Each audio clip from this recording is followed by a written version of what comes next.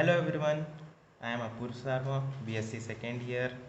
दोस्तों, आज हम केमिस्ट्री इनऑर्गेनिक पढ़ने वाले हैं, जिसमें पहले यूनिट में है chemistry of element of first transition series. दोस्तों इसमें हम डिस्कस करेंगे डी ब्लॉक एलिमेंट्स का फर्स्ट ट्रांजिशन सीरीज और उनके जो जनरल कैरेक्टरिस्टिक प्रॉपर्टीज़ होते हैं वो सारी। तो आते हैं अपने वीडियो की तरफ। फर्स्ट ट्रांजिशन सीरीज में जो एलिमेंट्स हम देखते हैं, टोटल नंबर ऑफ एलिमेंट्स 10 होते हैं, जिनमें scandium, titanium, vanadium, chromium, manganese, ferrous, cobalt, निकल, कॉपर और जिंक होते हैं। दोस्तों, लेफ़्ट साइड में ये सारे मैंने सिम्बॉल्स लिखा हुआ है, बीच में जो है वो सारे एलिमेंट्स के नेम है और राइट कॉर्नर में इलेक्ट्रॉनिक कॉन्फ़िगरेशन उनके। जैसा कि आप देख रहे हैं कि इनके सारे इलेक्ट्रॉनिक कॉन्फ़िगरेशन, जो इनके जनरल इलेक्ट्रॉनिक कॉन्फ़िगरेशन होता है जो डी ब्लॉक एलिमेंट के, जिनका फॉर्मूला है n-1d ns1 और 2, तो उनके हिसाब से ये सारे इलेक्ट्रॉनिक कॉन्फ़िगरेशन है। लेकिन क्रोमियम और कॉपर जो दो ऐसे एक्सेप्शनल केसेस आते हैं इसमें, जिनके इलेक्ट्रॉनिक कॉन्फ़िगरेशन में चेंजेस नज़र आ रहे हैं हमको। तो ये चेंजेस क्यों होता है? ये चेंजेस होता है क्योंकि क्रोमियम जो है अपने आप को स्टेबलाइज करने के लिए जो आउटर इलेक्ट्रॉन्स होते हैं वहाँ से एक इलेक्ट्रॉन्स अपना एक्वायर कर लेता है और वो 3d5 हो जाता है, जिससे वो हाफ फील्ड हो जाता है और हाफ फील्ड जो होता है वो स्टेबल होता है। तो स्टेबलाइज होने के लिए क्रोमियम इलेक्ट्रॉन्स ले लेता है बाहर से। वैसे ही कॉपर में आते हैं, कॉपर अपने आप को कम्प्लीटली फील करने के लिए, अपने आप को स्टेबल करने के लिए ऐसे चेंजेस करता है। आगे बढ़ते हैं हम।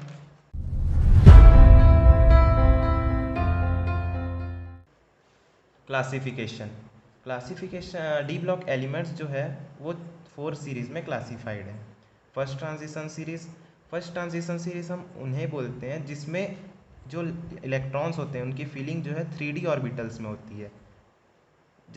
इसमें एटॉमिक नंबर 21 से लेकर 30 तक, जिसमें scandium, titanium, vanadium, chromium, manganese, ferrous, cobalt, निकल, कॉपर, जिंक, ये जो है सारे फर्स्ट ट्रांजिशन सीरीज एलिमेंट्स हैं। वैसे ही सेकेंड ट्रांजिशन सीरीज, जिसमें इलेक्ट्रॉन का फिलअप जो होता है वो 4D ऑर्बिटल में होता है, उसे सेकेंड ट्रांजिशन सीरीज कहते हैं। एटॉमिक नंबर 39 से 48 तक। थर्ड ट्रांजिशन सीरीज, इसका फीलिंग जो होता है वो 5D ऑर्बिटल्स में होता है। फोर्थ ट्रांजिशन सीरीज, इसमें जो इलेक्ट्रॉन का फिलअप होता है वो 6D ऑर्बिटल्स में होता है। तो दोस्तों आगे बढ़ते हैं हम फर्स्ट ट्रांजिशन सीरीज एलिमेंट्स के कैरेक्टरिस्टिक प्रॉपर्टीज़ की तरफ। तो इनका जनरल इलेक्ट्रॉनिक कॉन्फ़िगरेशन जो होता है वो होता है n-1d 1 to 10 एंड ns1 और 2 2। ये होता है इनका जनरल इलेक्ट्रॉनिक कॉन्फ़िगरेशन। हम आगे बढ़ते हैं, मेटेलिक प्रॉपर्टीज़ देखते हैं। जो फर्स्ट ट्रांजिशन सीरीज एलिमेंट होते हैं, डी ब्लॉक एलिमेंट्स होते हैं, वो all are malleable and shining metals. Malleable मतलब होता है कि हम उन्हें पीट कर शीट के फॉर्म में हम बना सकते हैं उसे, और शाइनिंग मेटल्स तो होते ही हैं। मेटलिक प्रॉपर्टी के में आगे बढ़ते हैं। ये जो होते हैं good conductor of heat and electricity होते हैं, जो हीट होता है और बिजली के, ये अच्छे कंडक्टर होते हैं। इनके मेल्टिंग पॉइंट और बॉइलिंग पॉइंट काफ़ी हाई होते हैं, और ये हाई इसलिए होता है due to metallic and covalent bonding. इसमें मेटलिक और कोवेलेंट बॉन्ड जो है प्रेजेंट होता है। आगे चलते हैं एटॉमिक और आयनिक रेडियाई।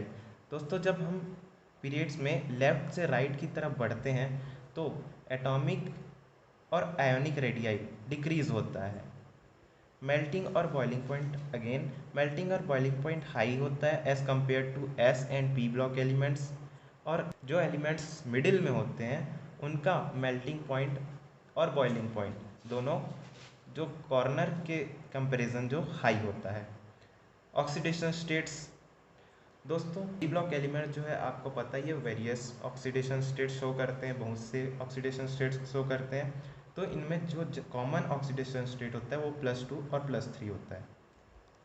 दोस्तों आगे बढ़ते हैं कलर जो एलिमेंट्स कम्प्लीटली फिल्ड होते हैं और जो वैकेंट होते हैं, कम्प्लीटली वैकेंट होते हैं, यानी कि डी ब्लॉक एलिमेंट है तो वो completely vacant means D orbitals में एक भी इलेक्ट्रॉन नहीं होंगे, और वैसे ही या तो कम फुल फील्ड या तो उसमें 10 इलेक्ट्रॉन्स फुल फील्ड होंगे। तो उसमें कलर नहीं होगा। दोस्तों इससे बहुत सारे क्वेश्चंस आते हैं बीएससी सेकेंड ईयर में, आप कहीं भी क्वेश्चन उठा के देख सकते हैं। Colour, which elements is colourless और कलर्ड, ये क्वेश्चन भी आते हैं। नेक्स्ट आते हैं हम tendency to form coordinate complex. तो जो डी ब्लॉक एलिमेंट्स का फर्स्ट ट्रांजिशन सीरीज है वो कोऑर्डिनेट कॉम्प्लेक्स फॉर्म करता है। और ये कोऑर्डिनेट कॉम्प्लेक्स क्यों फॉर्म कर पाता है, ये क्यों इसलिए फॉर्म कर पाता है क्योंकि इसका साइज जो स्मॉल होता है, इसमें हाई न्यूक्लियर चार्ज प्रेजेंट होता है, इसमें वैकेंट डी ऑर्बिटल प्रेजेंट होता है जिसमें लिगेंड्स जो है अपने इलेक्ट्रॉन्स डोनेट कर सकते हैं। आई रिपीट, इसमें वैकेंट डी ऑर्बिटल्स प्रेजेंट होते हैं, मतलब इसके जो डी ऑर्बिटल्स में हैं उसमें इलेक्ट्रॉन्स जो है वो फिलअप हो सकते हैं किसी लिगेंड के द्वारा। इस कारण ये कोऑर्डिनेशन कॉम्प्लेक्स बना सकता है। ये जो होते हैं ऑक्सीडेशन स्टेट अलग अलग होते हैं, हम पहले डिस्कस कर चुका है। तो इस वेरिएबल ऑक्सीडेशन स्टेट शो करने के कारण ये जो है कोऑर्डिनेट कॉम्प्लेक्स बनाता है। नेक्स्ट आते हैं हम मैग्नेटिक प्रॉपर्टीज़। तो दोस्तों जो एलिमेंट्स अट्रैक्ट कर होता है मैग्नेटिक फील्ड की तरफ वो होते हैं पैरामैग्नेटिक, उन्हें कहते हैं पैरामैग्नेटिक। और जो रिपेल करते हैं यानी कि दूर भेजता है अपनी फील्ड की तरफ से, तो उसको बोलते हैं डायमैग्नेटिक। इससे न्यूमेरिकल्स कैसे आते हैं एग्ज़ाम में या ऑब्जेक्टिव्स जो हमारे साइंस कॉलेज में पूछे जाते हैं वो ऐसे होंगे कि नंबर ऑफ, अगर अनपेयर्ड इलेक्ट्रॉन अगर रहेंगे उसमें, अगर किसी ऑर्बिटल में अनपेयर्ड इलेक्ट्रॉन हैं तो वो होता है पैरामैग्नेटिक। बट अगर किसी ऑर्बिटल में इलेक्ट्रॉन्स पेयर्ड हैं तो वो उन्हें बोलेंगे डायमैग्नेटिक। जैसा कि हम क्वेश्चन देख रहे हैं, why Zn2+ is diamagnetic but Cu2+ is paramagnetic. दोस्तों ये क्वेश्चन बहुत बार पूछा जा चुका है हमारे साइंस कॉलेज में, तो ध्यान से इस क्वेश्चन को देखते हैं। और मैं अभी बेसिक्स ही बता रहा हूँ, तो बेसिक्स पहले क्लियर करते हैं, फिर किसी आगे बढ़ेंगे हम किसी वीडियो पे। तो why Zn2+ is diamagnetic but Cu2+ is paramagnetic. तो दोस्तों इसको सॉल्व करने का बहुत ही आसान तरीका है। पहले ग्राउंड स्टेट में जो है ये Cu का ग्राउंड स्टेट इलेक्ट्रॉनिक कन्फिगरेशन होता है आर्गन, ये आर्गन 3d10 4s1। बट इसमें जब कॉपर का +2 जब ये एक्साइटेड स्टेट होता है तो आर्गन, हम यहाँ से एक इलेक्ट्रॉन निकालिए, यहाँ से एक इलेक्ट्रॉन निकालिए, +2 है तो आर्गन 3d9 4s0। तो 3d9 हुआ तो ऑर्बिटल्स का कैसे ये रिप्रेजेंट करेंगे, 1 2 3 4 5 6 7 8 9। तो यहाँ पे अनपेयर्ड इलेक्ट्रॉन प्रेजेंट है, यहाँ पे अनपेयर्ड इलेक्ट्रॉन दिख रहा है, तो ये अनपेयर्ड हो गया। अनपेयर्ड मतलब हमने यहाँ पे पढ़ाया हुआ है, अनपेयर्ड मतलब पैरामैग्नेटिक। बट Zn में क्या होता है, आर्गन, ये इसका ग्राउंड स्टेट है, तो argon 3d10 4s2। But Zn2+ जब एक्साइटेड स्टेट में ये हो जाता है तो आर्गन 3d10, ये 2 जो निकल जाता है बाहर इलेक्ट्रॉन्स, तो 4s0। तो सारे के सारे यहाँ पे पेयर्ड दिख रहे हैं। सो पेयर्ड वाले जो है डायमैग्नेटिक होते हैं। इसको आप पॉज करके स्क्रीनशॉट ले सकते हैं, आपको बहुत काम आएगा ये चीज़। ये बेसिक्स हैं, बस ये बेसिक्स क्लियर कर रहे हैं। तो अनपेयर्ड मीन्स पैरामैग्नेटिक, पेयर्ड में डायमैग्नेटिक। वैसे ही ये सेम ऐसे ही सिंपल सा क्वेश्चन आता है कलर्ड में।